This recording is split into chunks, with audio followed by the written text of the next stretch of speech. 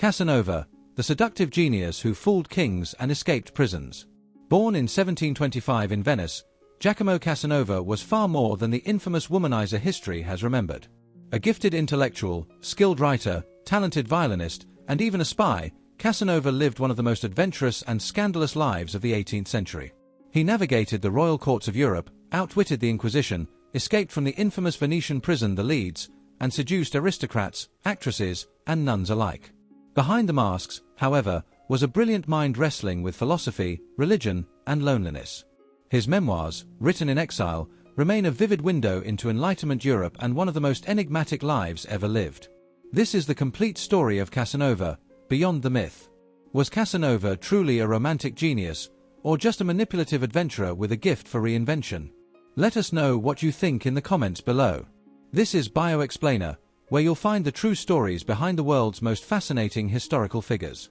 Don't forget to subscribe and help us reach 1,000 subscribers. Welcome to another journey through history.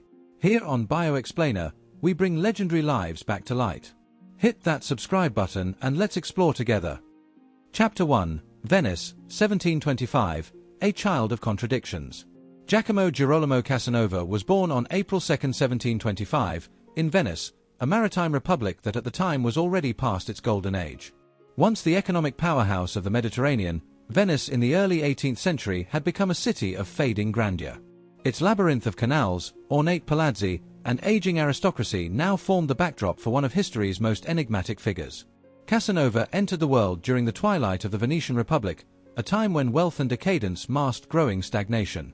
Venice was a place of contradictions, devoutly Catholic yet addicted to theatre and carnival, governed by a rigid oligarchy yet pulsing with libertine energy. It was here, amidst the interplay of religious devotion and masked indulgence, that Casanova was born to act as figures considered marginal in a deeply hierarchical society. His mother, Zanetta Ferrucci, was a well-known actress admired for her talent and beauty. She was often away on tour across Europe, especially in London, leaving young Giacomo to be raised primarily by his maternal grandmother. His presumed father, Gaetano Casanova, was an actor and dancer, though paternity was often questioned, and rumors of Giacomo's illegitimacy followed him throughout life. Gaetano died when Casanova was just 8 years old, severing what little sense of paternal stability existed. This early loss, combined with his mother's constant absence, left the child under the care of Marzia Baldissera, his maternal grandmother. Marzia was a woman steeped in superstition, deeply religious, and highly controlling. Her worldview combined old Venetian folk beliefs with strict Catholic dogma, creating a psychologically complex environment for the boy. Despite her rigid discipline, she noticed his sharp mind and pushed him toward formal education, believing that his intellect might elevate him above his birth circumstances. From a young age, Casanova exhibited signs of both brilliance and physical frailty. He suffered from severe nasal hemorrhages that would leave him incapacitated for days. Physicians of the time, limited in both knowledge and remedies, struggled to explain or treat his condition. One doctor, however, recommended a treatment that would change the course of Casanova's life: intellectual stimulation. Books, philosophy, and structured learning were prescribed not just for his mind, but as a cure for his bleeding, a symbolic moment that tied his survival to the pursuit of knowledge. By the age of 9, Casanova was sent to boarding school in Padua, a city on the mainland of the Venetian Republic. It was a traumatic transition for a sensitive child, ripped away from his only familiar surroundings and dropped into a harsh scholastic environment. He was ridiculed for his coarse accent and rural manners, often physically bullied and emotionally isolated. Yet despite the adversity, his academic performance excelled. He devoured classical literature and theology, showing a precocious command of Latin and logic. His mind, like the city that birthed him, was already navigating contradictions, an appetite for both sacred text and secular thrill, reverence for order and hunger for chaos. The education he received during these early years was steeped in the Jesuit tradition, rigorous, demanding, and grounded in discipline. But even within this austere framework, Casanova began forming the habits and moral flexibility that would define his adult life. He learned early that knowledge, charm, and adaptability were keys to survival. In a world that viewed him as an outsider, the son of actors, a child without a father, Casanova used his intellect as his most reliable weapon. By the time he reached his teens, the boy from the back alleys of Venice was no longer a passive observer of the world around him. He had already begun the transformation into a cunning manipulator of people and systems. This pattern, of entering elite spaces he was not born into, charming his way to advantage and leaving chaos in his wake, would become a signature theme of his life. Venice had taught him its first and most lasting lesson, that masks often revealed more than they hid. Chapter 2.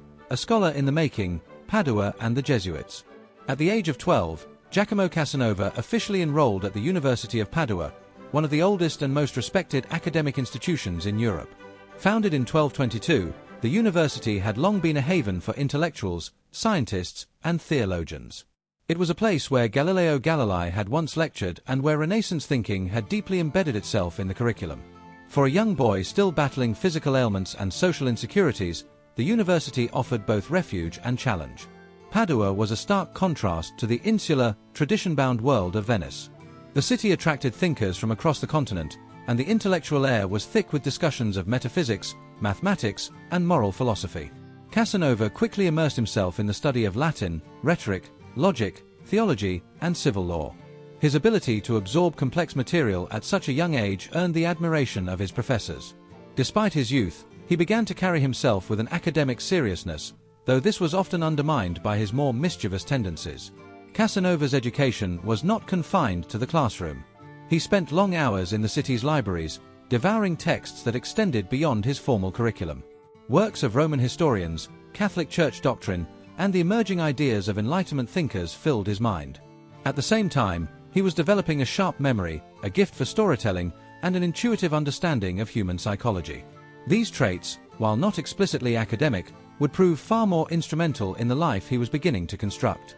Yet for all his academic promise, the seeds of contradiction were already blossoming.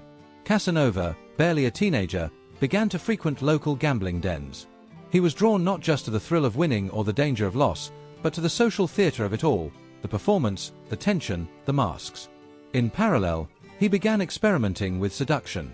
His first lovers were often older women, impressed by his intellect and confident charm.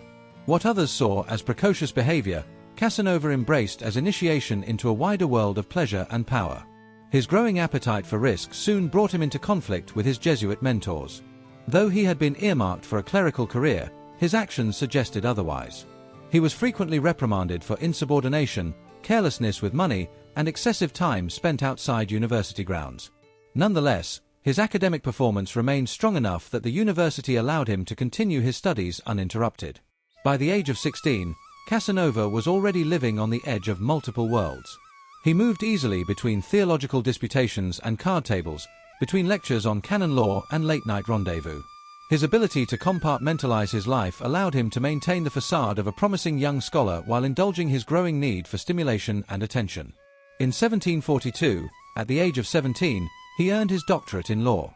It was a remarkable achievement for someone so young, especially considering his turbulent childhood and lack of financial support. But the degree was less a stepping stone to a legal career than a badge of legitimacy, an official endorsement of his intellect and social worth. Casanova never seriously intended to practice law. The courtroom held little allure for someone who craved more dynamic, unpredictable arenas of influence. Instead, the law degree served as a passport. It allowed him to access elite circles, to speak the language of authority, and to mask his outsider status with credentials. This pattern would repeat throughout his life. Casanova would gather skills, titles, and experiences not as ends in themselves, but as tools for navigating a society that often judged him by his origins. Though the Jesuits had once hoped to mold him into a servant of the church, they had inadvertently trained a master of improvisation. Casanova had learned how to mimic, adapt, and convince. And in a Europe still dominated by class and lineage, that ability was as valuable as gold. The tension between discipline and desire, intellect and instinct, would remain central to Casanova's character. He could write eloquently on theological matters one moment and break a moral code the next. He was a man in pursuit of knowledge but never its servant. And as he left Padua, diploma in hand, he stepped into the world not as a lawyer or priest, but as something much harder to define, and far more dangerous to underestimate. Chapter 3. A Life of the Cloth, the Failed Ecclesiastic. After completing his studies, Casanova took the expected step toward a religious vocation, a career choice likely encouraged by his Jesuit mentors and necessitated by his lack of wealth or aristocratic heritage. In 1743, at the age of 18, he was ordained a deacon in the Catholic Church. For a time, this path offered stability, social legitimacy, and a potential future among educated men. He began to wear clerical robes and attend religious functions with the decorum expected of his office. To outsiders, he appeared to be embracing a life of piety. But internally, Casanova remained in conflict. The church's strict moral codes and celibacy requirements clashed with his emerging sense of personal identity. His passions, particularly his sexual appetites, were irreconcilable with religious life. Although he had an analytical mind and could debate theological doctrine convincingly, his heart was elsewhere. He often attended sermons only to drift into daydreams or to observe the congregation rather than engage with the sacred texts. That same year, while residing in Venice, he was involved in a scandal that would effectively end his ecclesiastical prospects. He was accused of seducing a young woman, possibly more than one, and was forced to flee the city temporarily to avoid public disgrace. The precise details remain unclear, as Casanova's own memoirs are vague and self-serving on this event. Still, it was enough for church officials to reconsider his position. His ordination was never followed by priesthood. He had already, in effect, expelled himself. Following this departure from the church, Casanova began a period of wandering through the Italian peninsula and the Mediterranean. He visited Rome, where he made a brief attempt to seek favor with high-ranking clerics and even the Pope. There, he presented himself as a reformed young man, eager to resume a respectable path. But his ambitions were undercut by his inability, or refusal, to conform to ecclesiastical expectations. He was caught up in small scandals and showed a particular talent for saying the right thing to the wrong person, or the wrong thing to the right person. In Naples, he lived among artists and performers, including friends of his late father. He developed a talent for violin playing and began performing in orchestras and salons. Music, like rhetoric, was another skill that allowed him to cross social boundaries. His reputation as a charming, intelligent, and entertaining young man began to precede him. But with it came another reputation, one of instability, excess, and seduction. During a stop in Corfu, then a Venetian possession, Casanova entered the service of a Venetian patrician as a secretary. This position was intended to re-establish his social credibility, but his conduct soon turned it into another scandal. Rumors of affairs with women in the household, combined with gambling debts and inappropriate behavior, led to his dismissal. It would not be the last time that Casanova transformed a promising opportunity into an embarrassing exit. Despite these setbacks, his social skills remained an undeniable asset. He formed connections with nobles, courtiers, and influential women across his travels.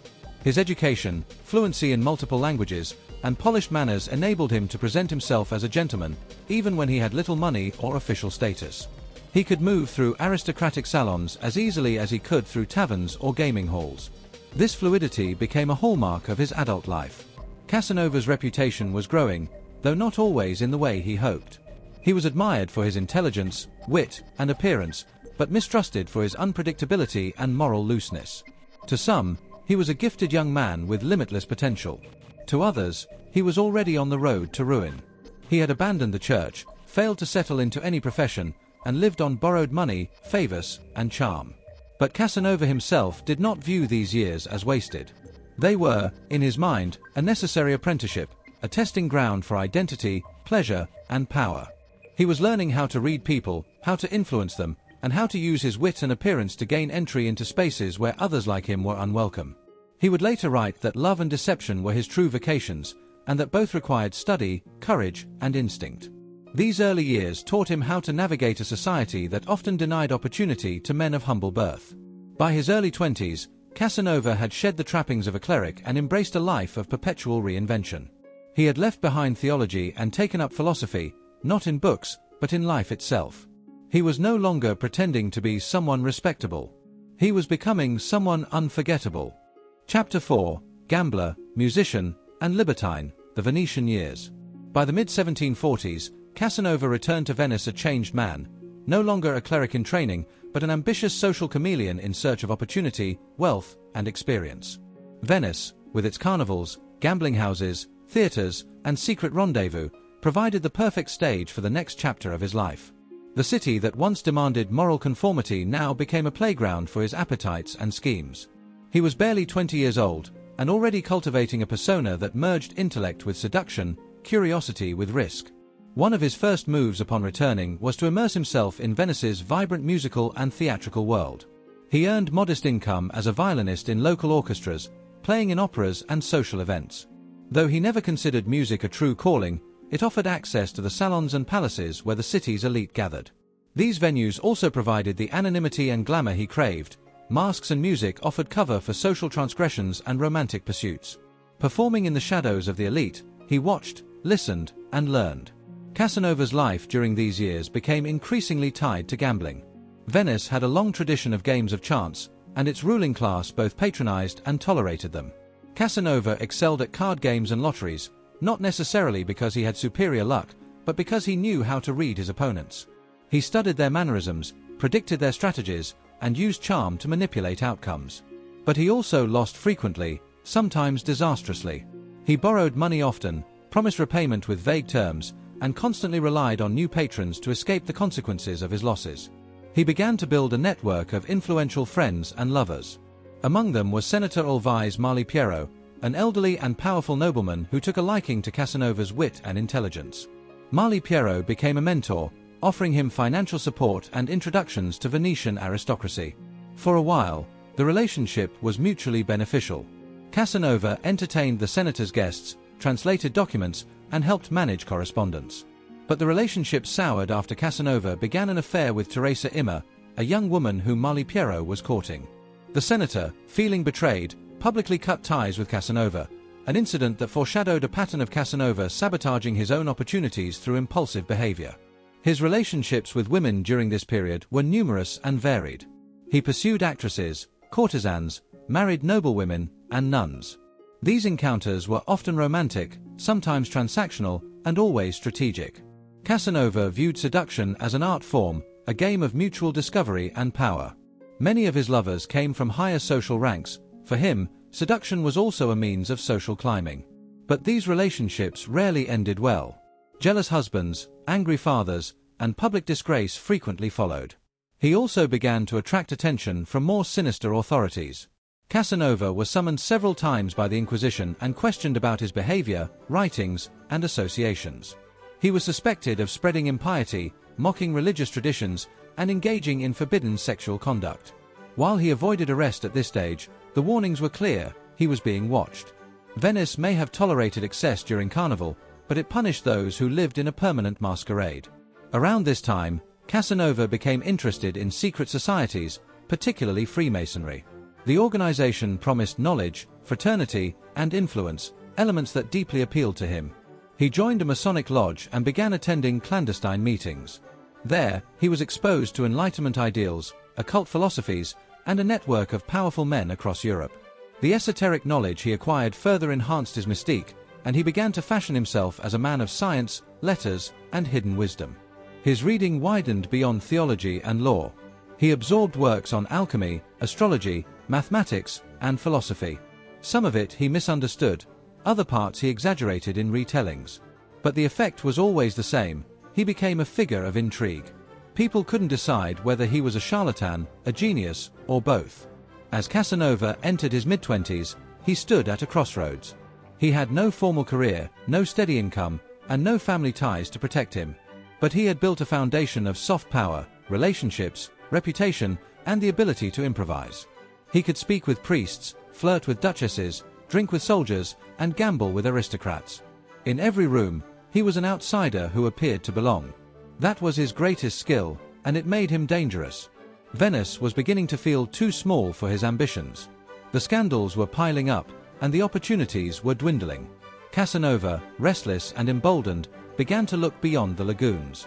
He was ready to take his talents across Europe. What followed would be a decade of travel, deception, and transformation on a continental scale. Chapter 5: Across Europe, Fraud, Fortune, and Flight. In the early 1750s, Casanova left Venice and began what would become a pattern of constant travel across Europe. He understood that reinvention required new audiences, and his reputation in Venice had become too compromised. With no steady profession, minimal savings, and only the clothes on his back and his extraordinary charm, he launched into the wider world. Europe at the time was a complex web of kingdoms, duchies, and republics, each with its own culture, power structure, and opportunities for someone bold enough to exploit them. His early travels took him through France, Germany, and the Netherlands. In these cities, he adopted various identities, sometimes presenting himself as a physician, a philosopher, or even a nobleman. One of his most successful personas was that of an alchemist. Alchemy, though increasingly discredited by the scientific community, still fascinated aristocrats who hoped for miraculous cures, the philosopher's stone, or eternal youth. Casanova exploited this fascination, performing chemical tricks and delivering pseudoscientific explanations with confidence and flair. Often, he promised to multiply gold or concoct elixirs, only to disappear with the patron's payment before results could be demanded. He also posed as a magician and occultist, capitalizing on the lingering medieval beliefs that permeated even Enlightenment Europe. Nobles and courtiers were eager to learn about secret rituals, ancient Egyptian symbols, and mystical formulas. Casanova offered performances that combined knowledge of mathematics, chemistry, and sleight of hand, all wrapped in theatrical presentations. These acts earned him temporary wealth and access to palaces, but they were risky. Exposure as a fraud would mean imprisonment or worse. In 1755, his past caught up with him. Casanova returned to Venice, thinking time had softened the city's judgment. But the Inquisition had not forgotten him. That year, he was arrested and charged with blasphemy, possession of forbidden books, and immoral conduct. He was accused of mocking the church, distributing heretical material, and corrupting women. The charges were based on both real actions and exaggerated rumors, but the outcome was clear. He was sentenced to 5 years in the infamous Leeds prison, located beneath the roof of the Doge's palace. The prison, named for its lead-covered roof that trapped heat and cold, was a harsh environment. Casanova, accustomed to luxury and freedom, now found himself in a small, filthy cell infested with fleas and crawling with rats. He had no access to books, barely edible food, and was forbidden contact with other prisoners. But his mind remained sharp. He used pieces of iron salvaged from a Bible's binding to dig through the floor of his cell. When this failed, he crafted a complex plan involving a neighboring prisoner and bribed guards. In October 1756, after 15 months in confinement, Casanova executed a daring escape. Dressed in a stolen clerical robe, he climbed through the attic of the prison and into the palace above. From there, he found his way out through a window and into the open streets. The escape became one of the most famous jailbreaks in European history. He would later describe the event in detail in his memoirs, turning it into legend. The story cemented his fame, and across the continent, people spoke of the Venetian who outwitted the Inquisition. Exiled from Venice, Casanova sought refuge in Paris. There, he rebranded himself not as a conman or libertine, but as a financial visionary. France, under the rule of Louis XV, was entering a period of rapid expansion and growing interest in economic innovation. Casanova secured a meeting with high-ranking officials and proposed a state lottery system, a new model designed to raise funds for the French treasury while offering public prizes. Surprisingly, the plan was approved. Casanova had partnered with trusted financiers and convinced the government that the lottery would benefit the nation. It succeeded. The venture made him wealthy and introduced him to the highest levels of French society. He dined with nobles, corresponded with intellectuals, and even enjoyed the patronage of Madame de Pompadour, the king's influential mistress. He was no longer an outsider. For a brief period, he was a respected figure in European finance. But Casanova's weaknesses remained. He spent money lavishly on clothes, women, and cards. He could not resist seductions, nor would he resist provoking rivals. His gambling losses mounted, and so did his enemies. Within a few years, accusations of fraud, jealousy from business partners, and renewed scandals led to his fall from favor.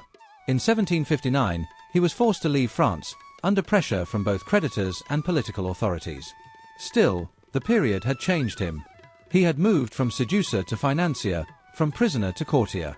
He had made friends with influential figures like the philosopher Voltaire, whose writings he admired, even if he didn't always understand them fully. Casanova now saw himself not just as a man of pleasure, but as a man of the Enlightenment. He believed he belonged to the intellectual and political elite of Europe, even if his past suggested otherwise.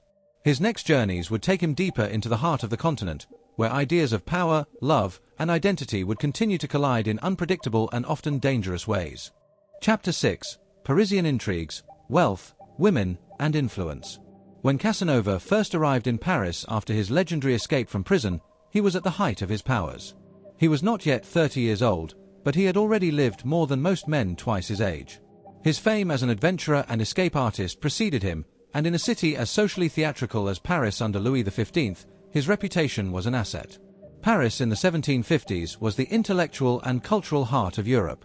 The salons buzzed with the voices of Voltaire, Diderot, Rousseau, and other giants of the Enlightenment. For Casanova, It was both a stage and a trap. While many men of letters in Paris were impoverished thinkers, Casanova arrived with a rare combination of charisma, aristocratic mannerisms, and a plan to make money. He proposed a state lottery, arguing that it would increase state revenue without direct taxation. Remarkably, his proposal was approved by the Comptroller General of Finances. Casanova's model worked.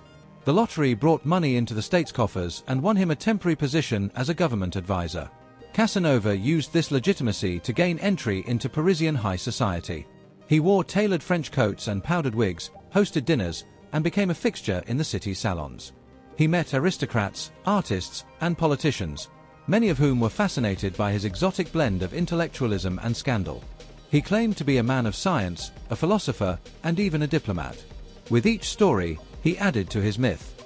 But unlike many impostors of the time, Casanova actually read the books he referenced. He had studied law, theology, history, and natural science.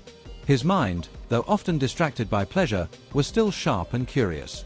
One of the most striking features of his Parisian period was his relationship with powerful women.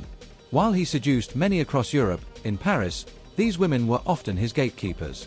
Casanova's ability to charm women of influence, especially those close to power, gave him unique access.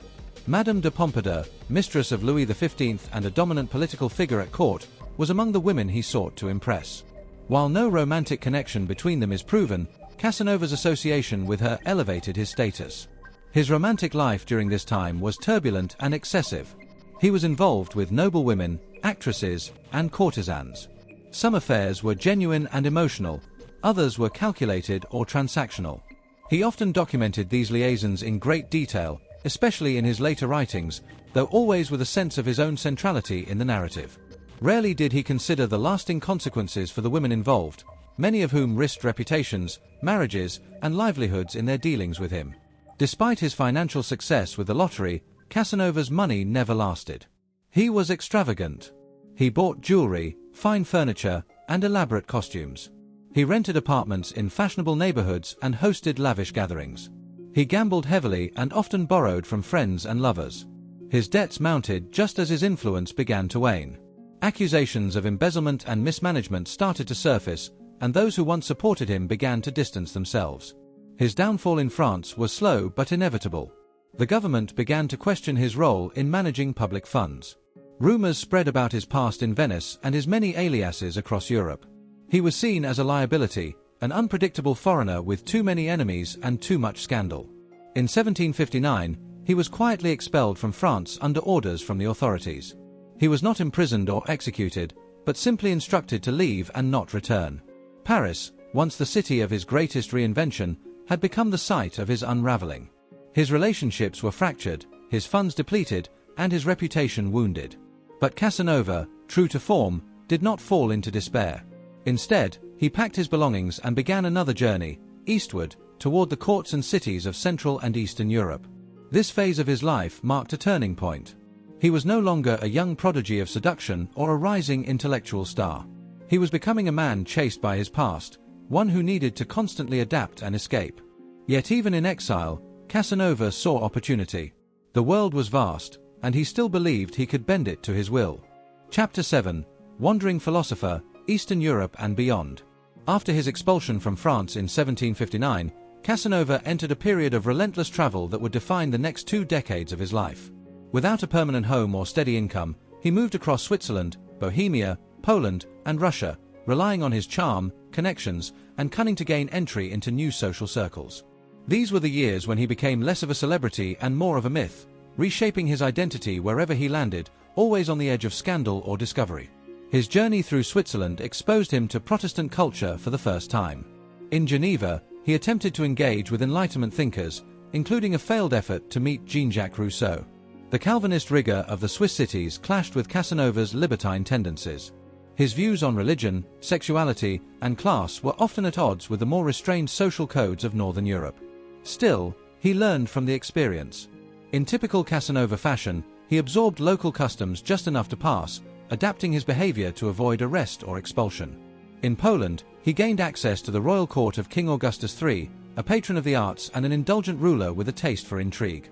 Casanova became briefly entangled in courtly life, using his linguistic abilities and knowledge of European politics to position himself as a diplomat and scholar. He also continued his romantic pursuits, including affairs with aristocratic women who were drawn to his foreign mystique. Yet these relationships often ended in scandal, as Casanova's unwillingness to conform to local expectations frequently undermined his standing. His time in Russia proved equally turbulent. He traveled to St. Petersburg, the western-facing capital of Catherine the Great's empire. The empress had opened her court to Enlightenment thinkers and reformers, and Casanova hoped to gain favor in this new environment. He was introduced to several high-ranking officials and attempted to secure a government position, possibly as an advisor or translator. However, his reputation followed him. Russian authorities viewed him with suspicion, and his candid discussions of religion and sexuality made many uneasy. His tenure in the capital was short-lived. As he wandered through Central and Eastern Europe, Casanova often used false names and titles. He styled himself as a chevalier, a doctor, or even a royal envoy. These disguises were not just for protection, they were tools of social engineering. In an era when documentation was limited and identity could be fluid, Casanova used deception as a survival strategy. He forged letters of introduction, fabricated noble bloodlines, and manipulated local customs to gain entrance to courts and salons. Despite his efforts to stay ahead of trouble, his path was littered with conflict. He was arrested multiple times for unpaid debts, accused of fraud, and expelled from cities when his behavior became too conspicuous. In Warsaw, he was challenged to a duel over a woman and was wounded in the hand. In Prague, he was caught cheating at cards. In Vienna, he was denied entrance to the imperial court due to past offenses. Yet, for all these setbacks, Casanova maintained a strange momentum. His intellectual hunger never waned. He continued to read widely, philosophy, science, history, and wrote essays, translations, and letters. His correspondence with thinkers across Europe reflected a man trying to reconcile his libertine past with the ideals of the Enlightenment. He admired Voltaire's wit, respected Newtonian science, and believed in the power of reason, even if he often acted irrationally. He also developed an increasingly reflective tone in his writing. In his letters and early drafts of memoirs, Casanova began to question the nature of desire, freedom, and identity. He was no longer merely recounting conquests but analyzing them, attempting to understand what his life meant beyond the pleasures of the moment. This self-awareness did not necessarily lead to reform, but it added complexity to his evolving character. His wanderings through smaller European courts, like those in Saxony, Bavaria, and the Rhineland, continued into the 1760s and 1770s. In each city, he repeated the same cycle: enter with flair, win admiration, pursue pleasure, and inevitably fall into debt or disgrace. But the Europe he was traveling through was also changing. The Enlightenment was spreading. Political revolutions were stirring. The rigid hierarchies that had once defined society were beginning to shift. Casanova, in his own way, was a precursor to this change, a man who challenged birthright with intellect, seduction, and willpower. By his mid-40s, Casanova had become a philosopher of experience. He had no home, no title, and few lasting allies, yet he remained a man of consequence. He moved through the cracks of old Europe, exploiting its contradictions while bearing its consequences. His identity was always temporary, his presence always unstable. But everywhere he went, he left stories, some true, some embellished, all unforgettable. Chapter 8. The writer emerges, Italy and the art of memoir. As Casanova aged into his late 40s, the momentum of his restless youth began to slow. The constant cycle of reinvention and escape became more exhausting, and the consequences of his past transgressions accumulated with greater weight. By the early 1770s, he returned to Italy, no longer the celebrated libertine of his prime, but a man increasingly burdened by financial difficulties, lost connections, and the physical limitations of aging. Italy, once his playground, now greeted him with suspicion. He could no longer count on aristocratic hospitality or favorable gossip. His name, once synonymous with elegance and seduction, now evoked controversy. Still, Casanova sought relevance.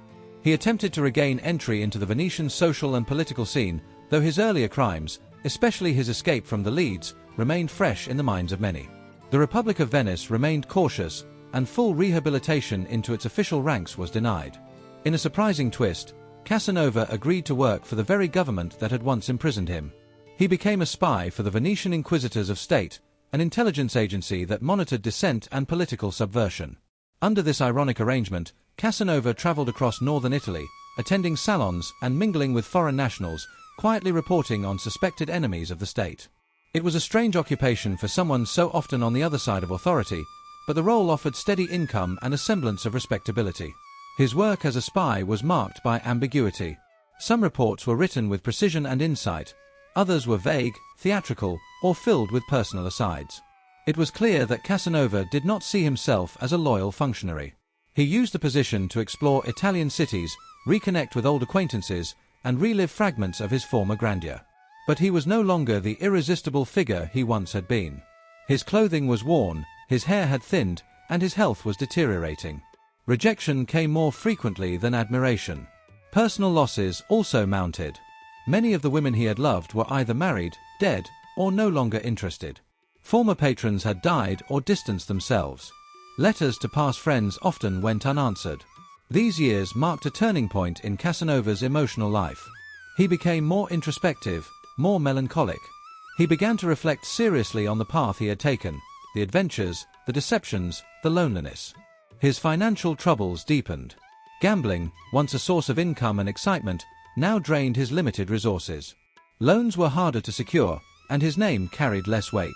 He tried his hand at new professions, writing librettos for operas, offering philosophical consultations, and even dabbling in mathematics, but none yielded consistent success.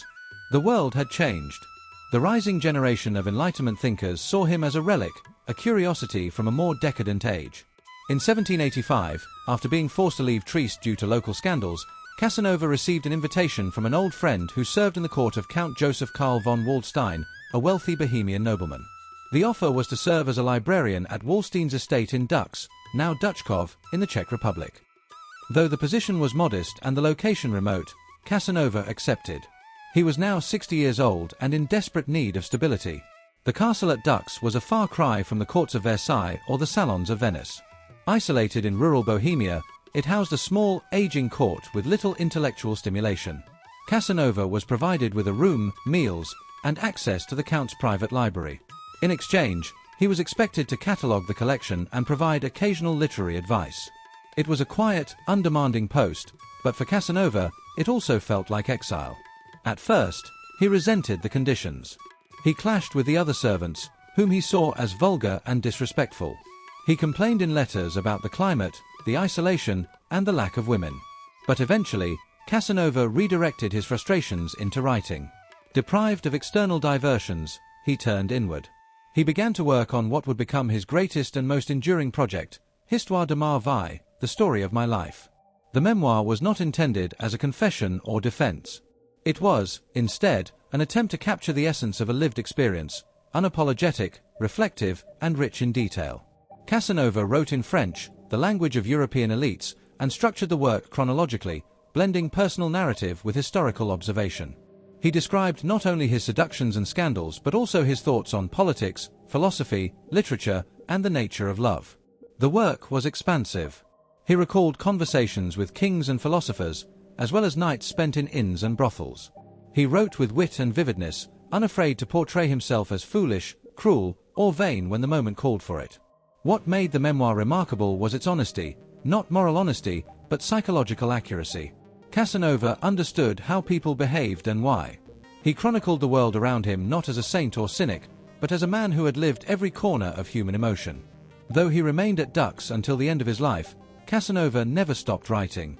He penned essays, pamphlets, and translations. He corresponded with remaining friends across Europe, including philosophers and ex-lovers. The memoir, however, remained his central focus. It grew to span over 3,500 manuscript pages, becoming one of the longest and most detailed autobiographies of the 18th century. In the quiet halls of Dux, far from the laughter of Venice or the chandeliers of Paris, Casanova finally found the one thing he had spent his life avoiding: stillness. And in that stillness, he created a record of a life lived not for glory, but for sensation, knowledge, and human connection. He may have failed at many of the roles he adopted: priest, diplomat, financier, but in the end, he succeeded as a writer. Through his words, Casanova preserved not just the details of his life, but the spirit of an age that was fast fading. Chapter 9, Exile and Reflection, the Memoirs of Casanova. At the castle of Dux, Giacomo Casanova spent the final 14 years of his life in what might best be described as intellectual exile. Though officially employed as a librarian by Count Waldstein, he was not a respected member of the household. The Bohemian servants and minor officials viewed him as a pretentious foreigner with delusions of grandeur.